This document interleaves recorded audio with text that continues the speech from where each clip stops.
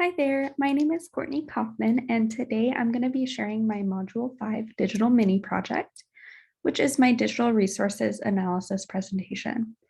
For this presentation, I chose to address 5 digital resources that I use every day within my own practice. I chose to do this because these are resources that I understand really well and that I've been using. So I feel excited to share these with other educators and other scholars. The first resource I chose to use was education.com. This is a website that provides educators with lesson plans, worksheets, games, and activities. And they're all standards aligned, which is great. They service grades K through 8, and they also have specific targeted support for students who are receiving special education services or who are English language learners. I really like this resource because I can take some of the worksheets, games, and activities that align to one of the lessons that I choose to do, and I can give those to my parapros to support students with during centers. So that way I can use the limited amount of time I have as a resource teacher working on the lesson plan and then give those extension activities to the paras to work with the students on during class. So they address a wide variety of subjects. They have fine arts, math, reading, writing, science, social studies, social emotional lessons, and typing lessons. So these are all really, really great resources for students to have because it addresses all of these different subject areas and they are all standards aligned. There are some pros and cons to education.com. One of the pros is that there's very little prep. Everything that you're using is ready to go from the moment you click on it. Everything is very, very engaging. My students have always loved the games, especially when we were doing distance learning. They absolutely loved them. And they're all standards based. So I know my district is very heavily focused on aligning everything to a standard. And that's great because all of these are already standards aligned for you. One of the cons is that the membership does cost money. Now I'm fortunate that my school district has my school site, sorry, has a membership that all of us use, and you can have different classes on there. So if there's one website or one subscription for the whole school, all the teachers within that school can use it. The second resource that I chose to address was Ascend Smarter Intervention. This is where the majority of my practice is targeted.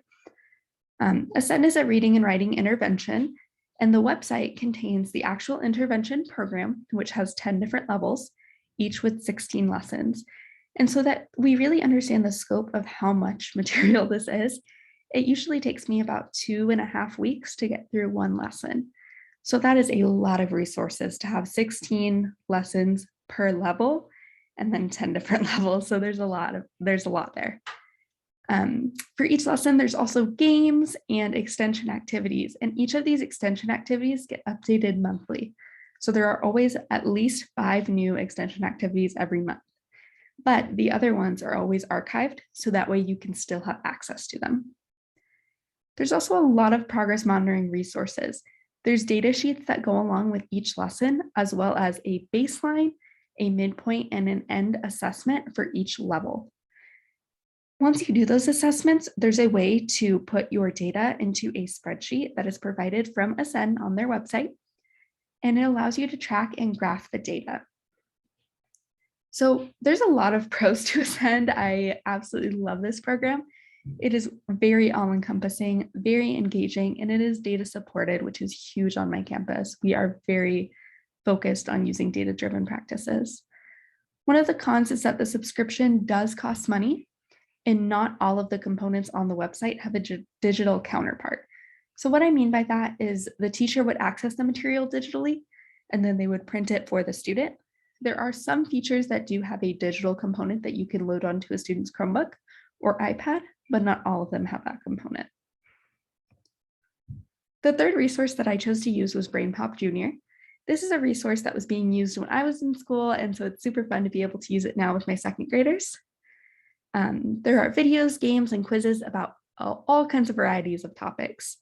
So the subjects that are addressed are science and health, reading and writing, social studies, math, and arts and technology. So as I said, one of the pros is that there are a wide variety of subjects and topics. There are different levels which support SPED and language learners. There's even a specific program for language learners on BrainPop. And it's also very engaging. The students love the characters, they love the visual support. And overall, every student that I've come into contact with loves to watch a BrainPop video, including myself.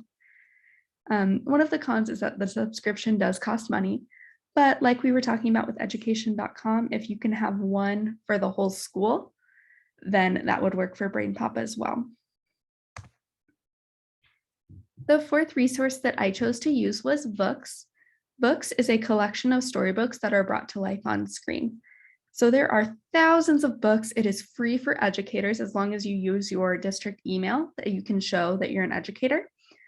It is engaging, it is animated. The students love these. I usually use them when they come in from recess to have a kind of mindfulness time where they can calm their bodies and get their brains back to being focused. One of the cons is that there is passive participation, so students are watching rather than doing. So that's not always what we're looking for, but in targeted settings, it can still be really beneficial. And if you are not an educator and don't have one of those district emails, you would have to pay to have access to it.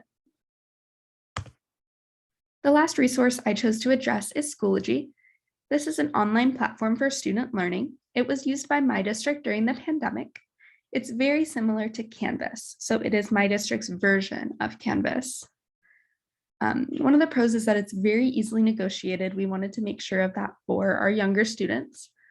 And it allows students to turn in their work online, which is very popular with our 4th and 5th graders. We start using it as low as 3rd grade though. It uses less paper, which is great for the environment, and it allows you to easily assign work to students that they miss when they are out, which right now we still have a lot of kids who are going on quarantine. So it's really easy to just send them the work via Schoology and then they have it while they're working at home. The only con for this is that the whole district has to buy in to use it. It's not a site-by-site or a teacher-by-teacher basis. And that is the last resource that I had that I wanted to target today. Thank you so much for taking the time to listen to me share about these amazing resources. And I hope that one or two of them are helpful to you. Thanks. Have a great rest of your day.